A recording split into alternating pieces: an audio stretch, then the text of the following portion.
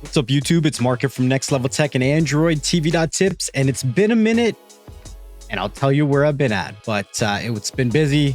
My birthday month. My birthday just passed, but I've also been working on some other things. But today we're going to talk about Netflix. Before we dive right into that, I do want to show you what I've been working on. Your boys come out with his own cosmetic company. So if you're looking to support me, looking to check out the products, make sure you check out MRAXcosmetics.com, Marks Cosmetics.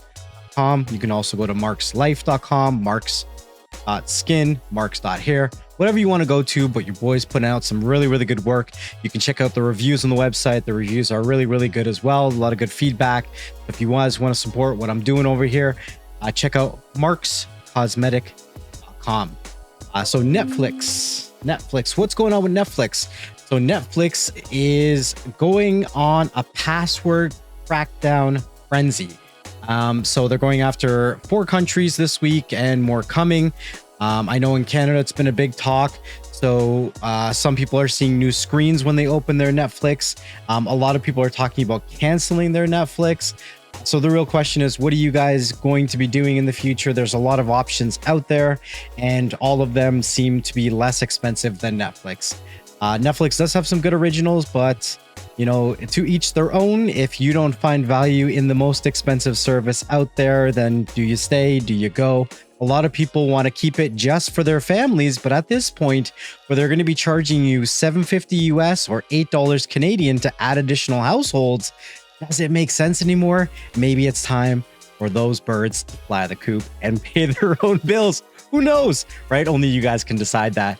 So it's the end of the Netflix password sharing. Wow, I can't talk today, guys. The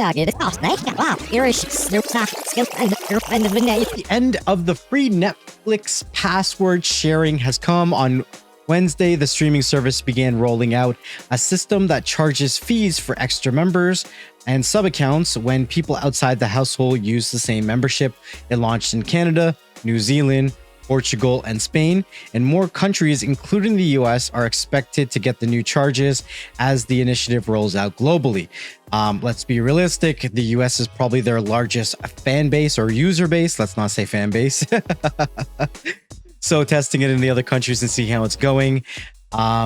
So far, from what I'm seeing on social media, Canadians are not happy. I'm in Canada.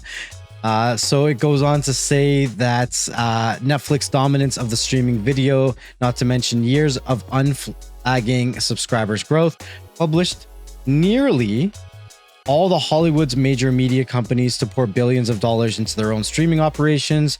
The so-called streaming wars brought about a wave of new services, including Disney Plus, HBO Max, Peacock, Paramount Plus, and Apple TV Plus.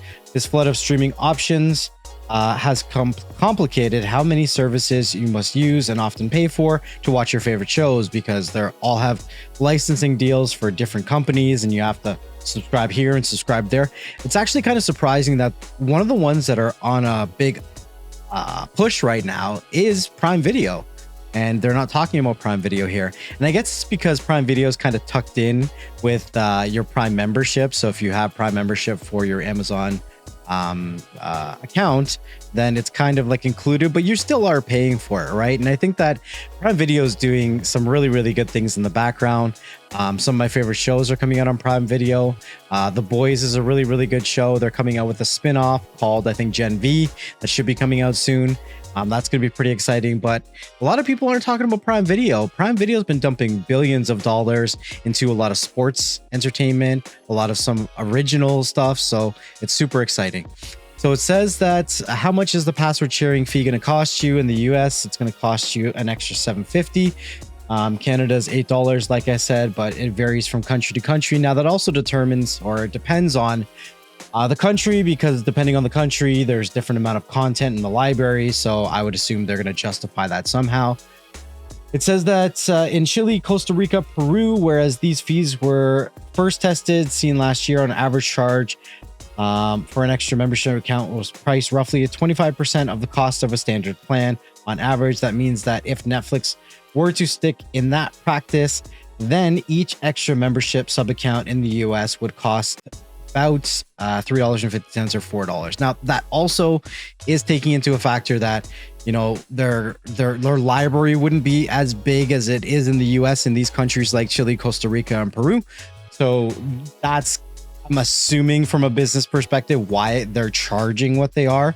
But it is a little crazy that they want to charge $8 in Canada when you could go out and get a whole service for the same price, not a sub account, right? So I don't know. So as of right now, I know at least in Canada, you have until the 21st of February to set your primary streaming location. And you would go into the Netflix home screen on the TV, select get help, manage primary location, and then you would get sent verification by email or text. A verification link would be sent to the appropriate place. And if you don't receive the verification link or text, then click resend, obviously. And then you would select review the request or email and tap the link message, then refresh the request to continue. And then you would set the primary location. So my assumption is that it's set by either the Wi-Fi network or the IP address from where you set it. Let's see if it's, yeah, IP address, it says right here, right? They're saying that they're still allowing traveling. I'm not really sure how they're setting it up. You can still use your account while traveling or on vacation, watch while you travel. You can still easily stream with your personal devices or log into Netflix on a new TV like a hotel or a vacation rental. However, the streaming service did not mention how logging it in from an IP address not connected to your primary. So we don't really know what that looks like yet. Some people's assumption is that you could use another IP address for a set period of time, maybe 2 weeks, maybe as long as a month. But if you try to use it longer than that, it might give you a warning saying, would you like to set the new primary location or would you like to add a sub account, right? Now, it's interesting because as you go through, I don't know if it's going to show me here, but some of the plans, so at least on the Canadian side, because I'm on the Canadian website here, it says if you go with their premium most expensive plan, you can add up to 2 extra members who don't live with you. Extra members account means to be shared in one household, people who live in the same location with the account owner. So people who are not in your household will need to use their own account to watch Netflix. Learn more about sharing. Account owners can buy an extra member slot. This seems weird. Like, these are people that are living in the same household. They want them to be an extra member. Like, there's a whole lot of lockdown going on here. And I think there's going to be a lot of pushback. There's going to be a lot of pushback. So it's going to be really interesting to see how the streamers, the streaming community takes this on. Are they just going to accept it? I think what Netflix was expecting was that people were gonna maybe drop down from premium and go to standard, and then the people that they were sharing with would drop down to basic with ads, because this is a new tier that has come out recently and it is cheaper than obviously the basic and the standard. Man, it's hard to say. The basic with ads is $6 Canadian, I think $5 US, somewhere around there. But you're not getting obviously 4K. You're getting advertisements. It's going to be really interesting. Now, here's the thing. For myself, I know I've said it on a lot of videos and a lot of live streams that I've never had Netflix, but I have Netflix now. And the reason I actually have Netflix, I'll put a link in the description of the video, but I actually have Netflix because I have a crypto.com like debit Visa card.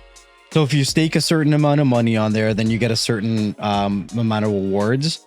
So I mean, there's options out there if you believe in crypto, and I really like what crypto.com is doing. I'm not paid for an advertisement or anything like that, but for instance, for the first 6 months, it gives me Netflix for free and Spotify for free. So that's the card that I have, and that's why I have Netflix right now. After my 6 months is up, I'll probably end up dropping Netflix and not paying for it. But right now, how it works is that it comes off the card and they reimburse you in crypto, and then you can sell the crypto and apply it back to your card if you want. So I'm getting Spotify and Netflix for free, and that's the only reason I have it right now. If it wasn't for that, I probably wouldn't have it. But let me know in the comment section down below how you feel about Netflix really cracking down on password sharing. All the other services that are coming out, we're not really pigeonholed by Netflix anymore. Netflix killed the box retail stores like Blockbuster, Super Video 99, Jumbo Video. I don't know what you guys had in your areas, right? But Netflix was the reason that a lot of those things really went out of business, right? And they've held that crown for so long. It's looking like, they're either really just trying to streamline their profits at this point.